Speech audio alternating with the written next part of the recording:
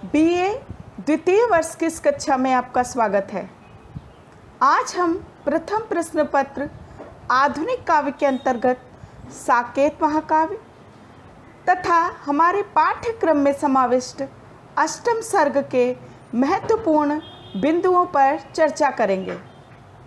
जैसा कि हम सभी जानते हैं कि साकेत महाकवि मैथिली शरण गुप्त द्वारा रचित राम कथा पर आधारित महाकाव्य है तथा साकेत राम कथा को नवीन तथा मौलिक संदर्भों में देखने का नया दृष्टिकोण हमारे समक्ष प्रस्तुत करता है।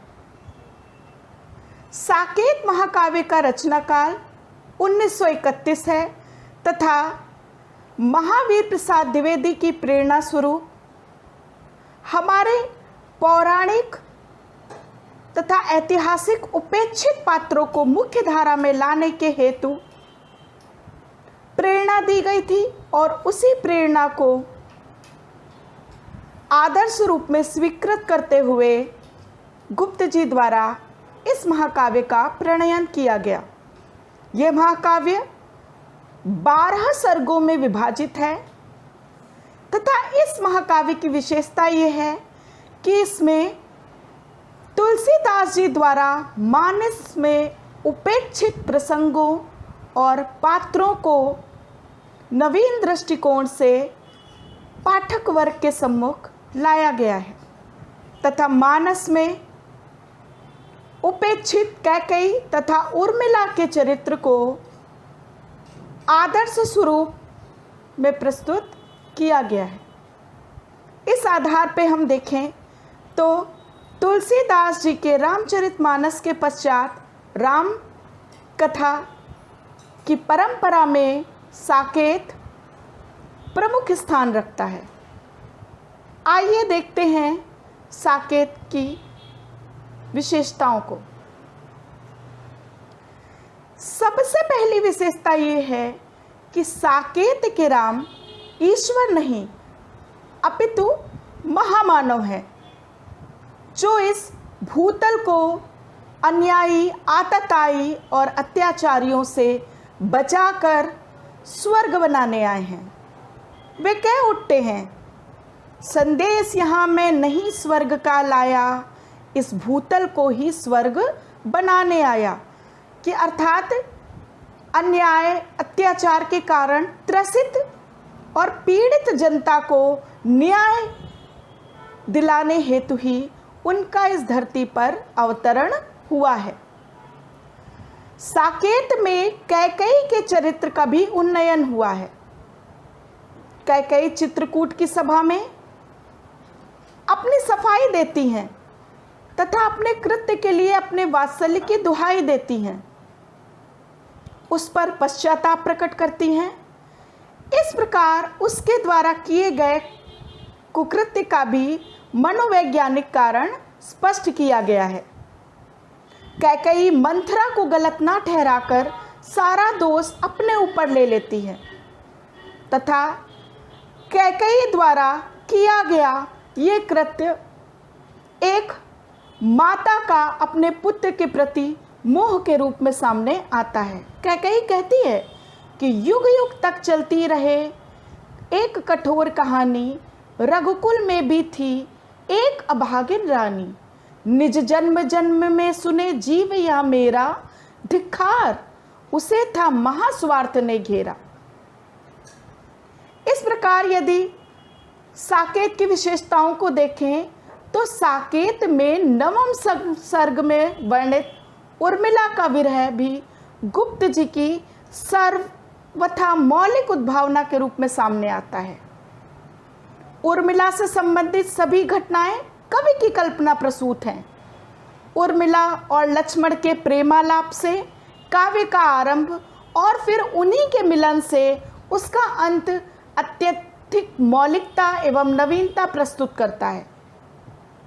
साकेत के राज परिवार में सर्वप्रथम राम आकृष्ट होते हैं तथा गुप्त जी उर्मिला के 14 वर्षों की कसक, टीस एवं वेदना को अनुभव करते हुए उसे वाणी प्रदान करते हैं और यही मानस से इतर साकेत की मौलिकता की ओर संकेत करता है।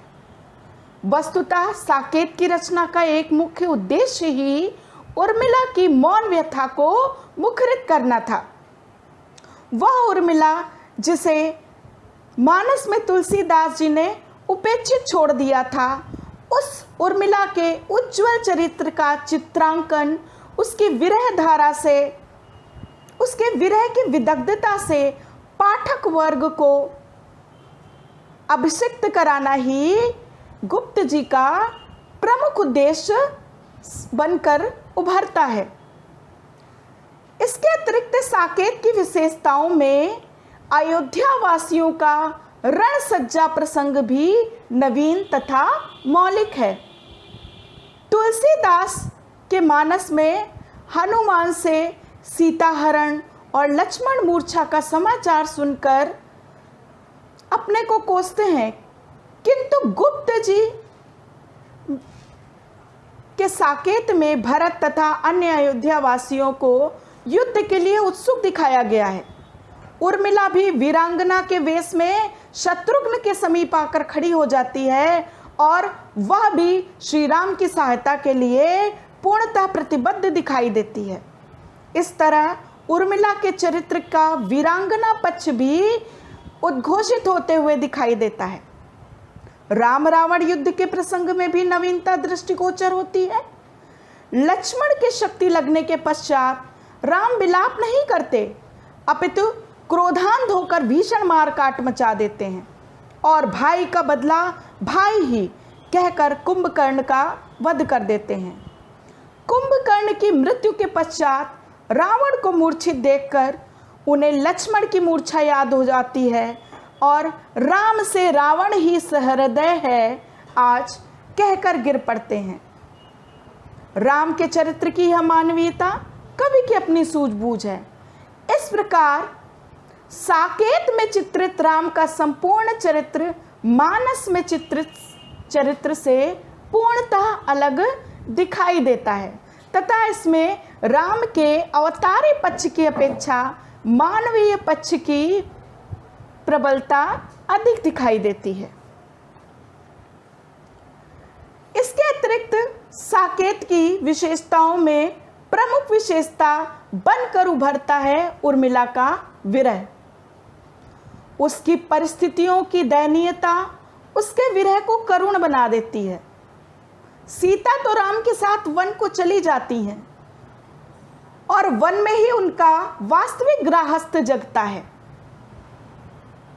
इसके अतिरिक्त उनके भाइयों की अन्य पत्नियां मांडवी, श्रुति कीर्ति आदि भी अपने पतियों से वियुक्त नहीं होती, उन्हें विरह की वेदना नहीं झेलनी पड़ती, किंतु उर्मिला को अपने पति से 14 वर्षों का पूर्ण वियोग सहन करना पड़ता है। साकेत का पूर्ण 9वां सर्ग उर्मिला के वियोग की विभिन्न स्थितियों से भरा पड़ा है। कवि ने उसकी मानसिक तथा शारीरिक दशाओं का बड़ी ही सहृदयता के साथ चित्र प्रस्तुत किया है। उसकी कृशकता का एक चित्र देखिए। मुख कांति पड़ी पीली पीली, आंखें अशांत नीली नीली, क्या हाय यही वह कृश छाया या उसकी शेष सूक्ष्म छाया। धीरे धीरे वह अपनी व्यथा से ऊपर उठने का प्रयास करती है और कहती है, आराध्य युग्म के सोने पर, निस्तब्ध निशा के न होने पर, तुम याद करोगे मुझे तभी, तो बस फिर मैं पा चुकी सभी। कि बस उसके प्रियतम के मन में, उसके प्रियतम की स्मृति में उसका एक चिन्ह मात्र भी होने पर उसका जीवन उससे सार्थक प्रतीत होता है।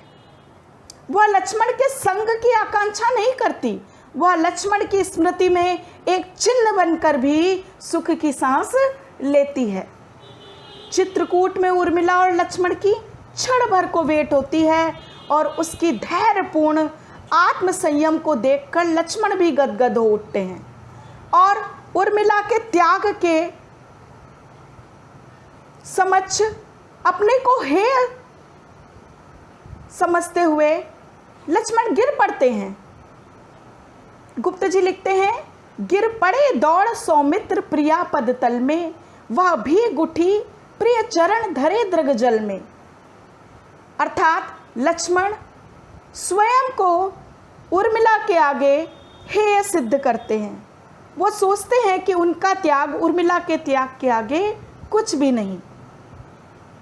गुप्त जी ने उर्मिला के विरह वर्णन में परंपरागत रूप में षड ऋतु वर्णन और आधुनिक पद्धति पर लाक्षणिक वैचित्र की झलक भी दिखाई है। उर्मिला जब मेघनाथ के शक्ति प्रहार से लक्ष्मण के मरणासन्न होने की बात सुनती है तो वह विरहणी वाला छत्राणी के दर्भ से दीप्त हो उठती है और वीर वेश धारण कर लंका दुर्ग में जाने के लिए सन्नद्ध हो जाती है। अर्थात उर्मिला लक्ष्मण की मृत्यु का समाचार पाकर भी अपना धीरज नहीं खोती और छत्राणी का धर्म रख करके प्रतिकार करने के लिए उद्धत हो जाती है। सारांश यह है कि उर्मिला के विरह में अंतः सलीला का संचित जल है तो ज्वालामुखी का ददकता लावा भी दिखाई देता है। उर्मिला जी के चरित्र की अपूर्ण सृष्टि के लिए ही साकेत तथा गुप्त जी को धन्य माना जाता है। साकेत के 12 सर्गों में यदि हम नायक और नायिका की बात देखें तो यहाँ मुख्य कथा भले ही राम और सीता से जुड़ी हुई हो, संबद्ध हो, परंतु नायक और नायिका के रूप में लक्ष्मण और उर्मिला ही सामने आते हैं। अब हम आते हैं साकेत के अष्टम सर्ग की ओर। नवीनता और सामयिकता की दृष्टि से अष्टम सर्ग संपन्न है। सीता और राम का चरित्र, उनके आदर्श, उनके पारंपरिक संभाषण, सभी में कवि की कल्पना देखते ही बनती है। लक्ष्मण के चरित्र के संबंध में इतनी बात ध्यान देने योग्य है कि भरत को मारने की बात कहते कहते यहाँ तक वे राम से कह जाते हैं कि प्रतिषेध आपका भी न सुनूंगा रण में, कि यदि भरत यहाँ किसी बुरी आशंका से आए हैं, चित्रकूट में उन्होंने कदम रखा है, तो मैं आपकी भी बात नहीं सुनूंगा और रण में भरत का सामना करने में जरा भी हिचकूंगा नहीं। साकेत के अष्टम सर्ग का यदि हम देखें तो प्रारंभ ही होता है चित्रकूट पर्णकुटी से। श्री राम वनवास में चित्रकूट नामक मनोहारी स्थान पर, जो कामतगिरी पर्वत श्रृंखला के बीच घिरा हुआ अत्यंत रमणीक सुरम्य प्रदेश है, वहाँ अपनी पर्णकुटी छवाते हैं और वह पर्णकुटी 5 वृक्षों की छाया में निर्मित की गई है। प्रारंभ में हमें राम और सीता का श्लिष्ट हास परिहास और मनोविनोद भी देखने को मिलता है कि जब माता सीता पत्रों और पुष्पों से पल्लवित लताओं के बीच नव पौधों को जल से सिंचित कर रही हैं तो श्री राम विनोदपूर्ण स्वर में कहते हैं कि हो जाना लता ना आप लता संयुक्ता, कि लताओं में घिर करके खुद ही लता मत बन जाना। उधर सीता भी अपने इस नववधू के गृहस्थ का आनंद उठाते हुए कहती हैं कि मेरी कुटिया में राजभवन मन भाया, निज सौंध उटज में कुटज पिता ने छाया, मेरी कुटिया में राजभवन मन भाया, औरों के हाथों यहाँ नहीं पलटी हूँ। कि सीता स्वयं अपने ऊपर आत्मनिर्भर हैं।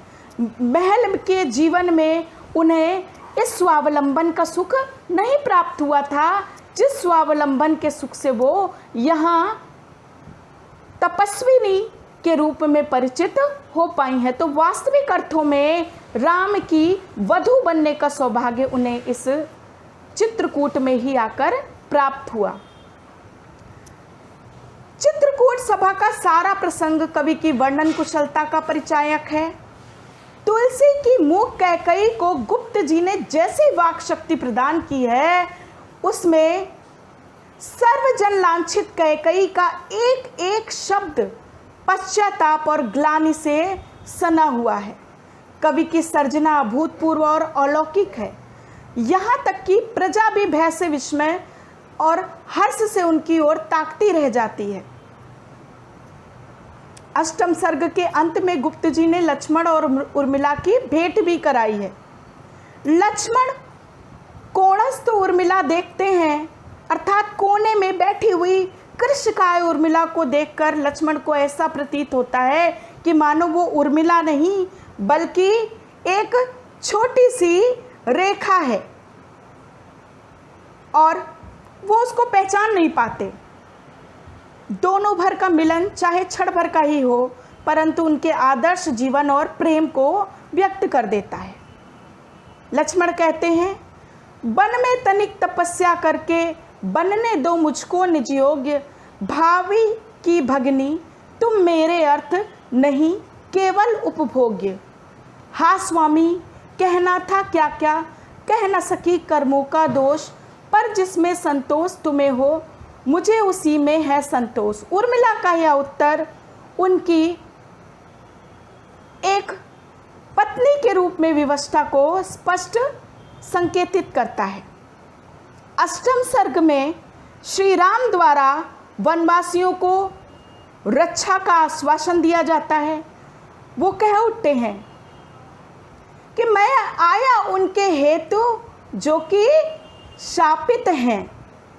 इसके अतिरिक्त गुप्त जी की गांधीवादी विचारधारा भी साकेत के अष्टम सर्ग में मुखरित होती है, जहाँ सीता बनवालाओं को चरखा काटने का संदेश देती हैं। वो कह उठती हैं, आओ काते और बुने गान की लय में, हम अर्धनग्न क्यों रहें अशेष समय में। इसके अतिरिक्त सीता द्वारा मुनि बालाओं को स्वावलंबी बनने की सीख दी जाती है तथा साकेत में नवीन और मौलिक संदर्भों की झड़ी सी लगी हुई है। इस तरह हम देखते हैं कि मानस के प्रसंगों को नवीन दृष्टि से जोड़कर दिखाया है गुप्त जी ने साकेत में, और अष्टम सर्ग साकेत की कथा वस्तु को एक नई दिशा देता है।